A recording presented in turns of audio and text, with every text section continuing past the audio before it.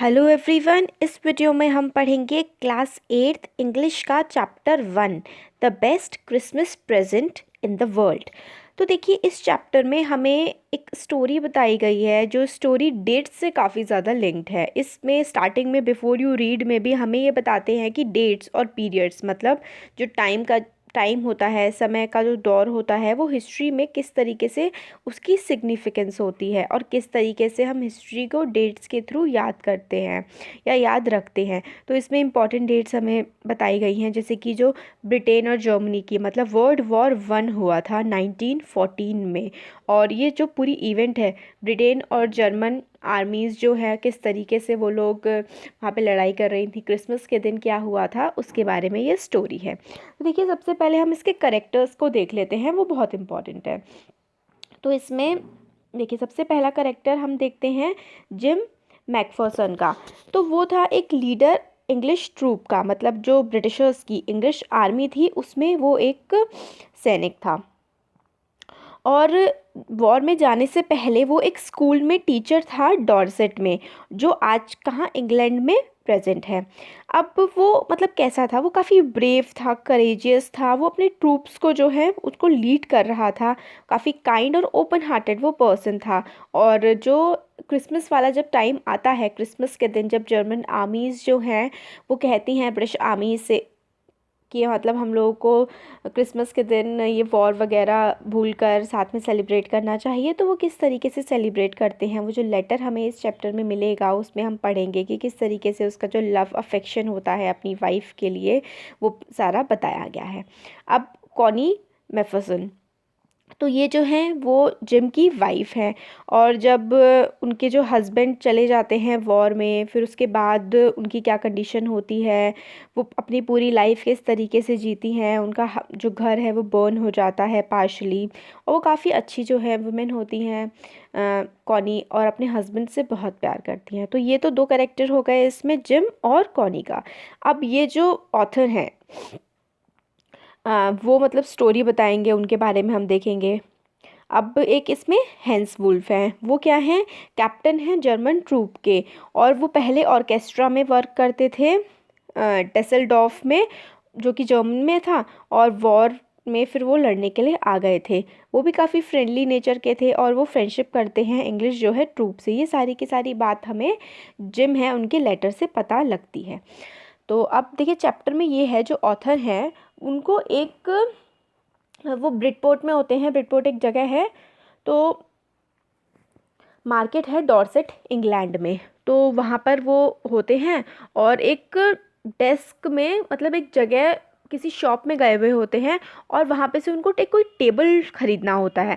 तो वो role top desk होती है, और ये जो है ऐसा लग रहा था अर्ली 19th सेंचुरी की है, जो ओक का ट्री होता है उससे वो बनी हुई है, ऐसा उसको लगता है नरेटर को। तो वो जंग शॉप में गए होते हैं रोल टॉप डॉग्स को ख़रीदने के लिए, रोल टॉप डेस्क को ख़रीदने के लिए, सॉरी। तो वो डेस्क जो है काफ़ी ख़राब कंडीशन में होती है। फिर मगर नरेटर को जो है थोड़ी सस्ती वो मिल जाती है, इसलिए जो है वो डिसाइड करते हैं कि वो उसको खरीद लेंगे। अब देखिए, क्रिसमस की ईव जो होती है, हाँ देखिए, पहले हम इसमें ना इंपॉर्टेंट वर्ड्स देख लेते हैं। देखिए, स्पॉटेड इन का मतलब होता है देखना, देखा। स्कॉच मार्क्स का होता है बर्न्ट मार्क्स, कहीं स्कॉच होता है जैसे कि किसी जगह वो जली हुई हो, तो टेबल पे जली हुई कुछ ऐसा लगता था कि वो टेबल जो है कहीं से जल चुकी है, तो वो जले हुए उस पर मार्क्स थे। और वॉज गोइंग फॉर मतलब जा रहा था सेलिंग करने के लिए, इस तरीके से। रेस्टोर मतलब उसको ठीक कर देना। विनीर होता है एक पतली सी लेयर होती है प्लास्टिक की, जो वुड पर, लकड़ी पर उसको डेकोरेट करने के लिए जो है लगाई जाती है, वो विनीर होती है। तो ये हम लोगों ने इंपॉर्टेंट वर्ड्स के देख लिए। अब देखते हैं इसमें कि वो जो है उसको नरेटर टेबल को ले आता है, और क्रिसमस ईव जो है, क्रिसमस से एक दिन पहले वाला जो टाइम होता है, उसमें वो उसको रिपेयर करना स्टार्ट कर देता है। तो उसमें वो देखता है कि अंदर एक सीक्रेट ड्रॉअर टाइप का है। तो सीक्रेट ड्रॉअर में जब उसको उठा करके देखता है, तो उसको एक उसमें लेटर मतलब मिलता है उस डेस्क में। तो वो लेटर को पढ़ता है, फिर उसको पता लगता है नरेटर को कि ये जो लेटर है वो जिम मैकफर्सन ने लिखा है अपनी वाइफ कॉनी को। उसमें स्टार्टिंग में ये लिखा होता है कि जिम ने अपनी वाइफ कॉनी के लिए ये लेटर लिखा है। फिर पूरा लेटर पढ़ने के बाद उनको पता लगता है कि जो जिम मैकफर्सन है वो इंग्लिश आर्मी जो थी उसके लीडर थे। वो डिस्क्राइब उस लेटर में जिम ने पूरा डिस्क्राइब किया हुआ होता है कि किस तरीके से जो है इंग्लैंड और जर्मन आर्मी जो है वो एंगेज हो रखी है वॉर में। वर्ल्ड वॉर 1 जो है वो चल रही है, उसमें पूरा का पूरा जो है ये लेटर का पार्ट है वो डिस्क्राइब किया हुआ होता है। इंग्लिश आर्मी जर्मन आर्मी लड़ रहे हैं, मगर क्रिसमस ईव पर, क्रिसमस के दिन एक बहुत ही वंडरफुल सी चीज़ जो है वो होती है, और वो ये होती है कि जर्मन्स जो हैं वो विश करते हैं क्रिसमस जो इंग्लिश सोल्जर्स होते हैं उनको।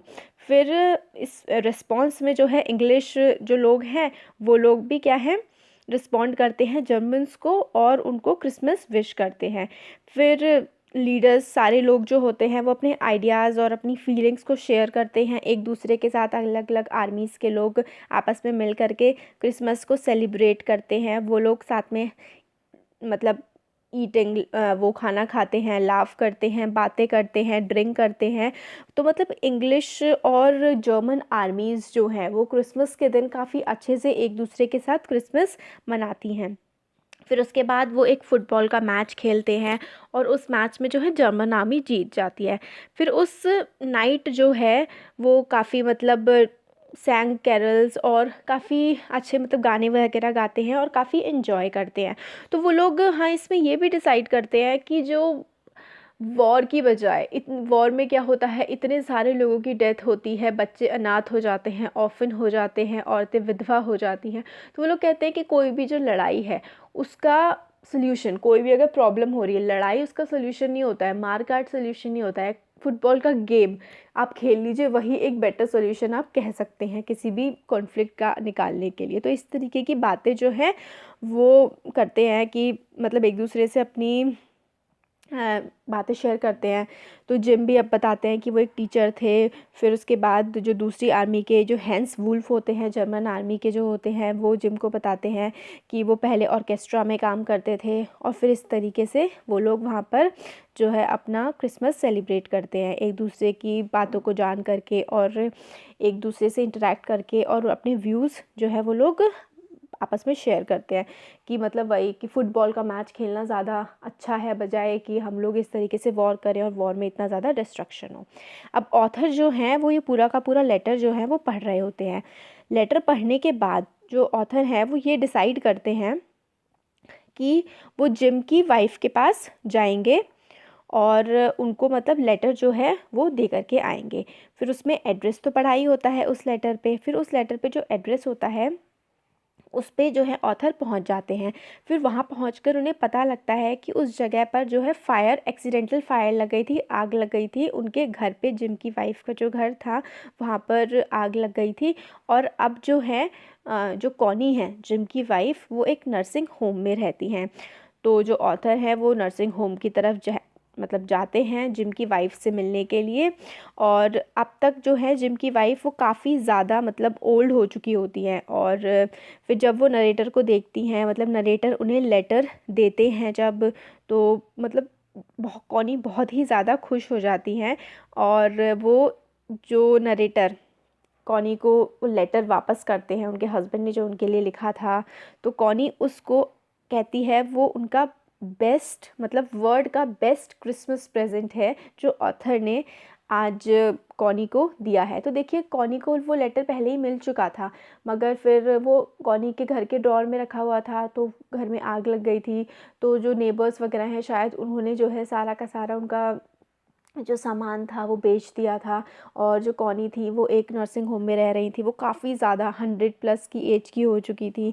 फिर जब उन्हें अपने जो हस्बैंड का लिखा हुआ लेटर दोबारा मिलता है तो कॉनी कहती हैं कि ये जो है उनके लिए वर्ल्ड का बेस्ट क्रिसमस प्रेजेंट है। तो best Christmas present in the world वो उस लेटर को डिक्लेयर करती हैं। यही इस चैप्टर की समरी थी, स्टोरी थी। अगर हम लोग डिटेल में भी पढ़ते तो भी यही सारी की सारी बातें इसमें निकल करके आती। तो ये चैप्टर हो गया है कंप्लीट। Thank you.